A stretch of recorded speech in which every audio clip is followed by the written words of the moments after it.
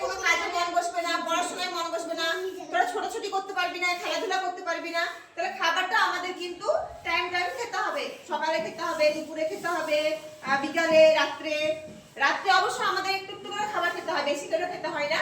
খাবারটা রাত্রের খাবারটা সবসময় কম খেতে হয়, কেননা আমরা রাত্রে কি করি, ঘুমাই তো। হ্যাঁ, যদি অনেক ভর্তি করে পেট ভর্তি করে খাবার খেলে ঘুমটা ঠিকঠাক ভালো হয় না।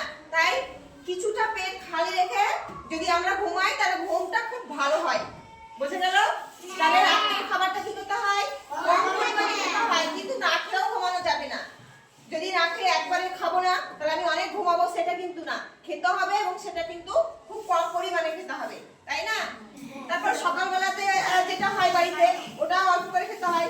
দুপুরের খাবারটা কিন্তু খুব ভালো করে একেবারে মাদুর পেতে বাড়িতে, অবশ্য আমাদের স্কুলে আসতে হয়, যেমন করে আসি স্কুলেও খাবারটা দিতে হয়, মানে দেয় আর কি। তাহলে দুপুরের খাবারটা কিন্তু পেট ভর্তি করে খেতে হয়, তাই না?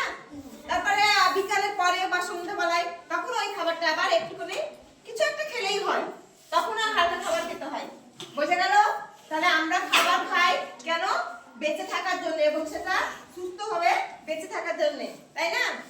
আচ্ছা, শুধুই কি আমরা ভাত, রুটি, বিস্কুট, পাউরুটি যা কিছু শুধু খাবারই খাই? সঙ্গে সঙ্গে কি খাই? জল, তাই না?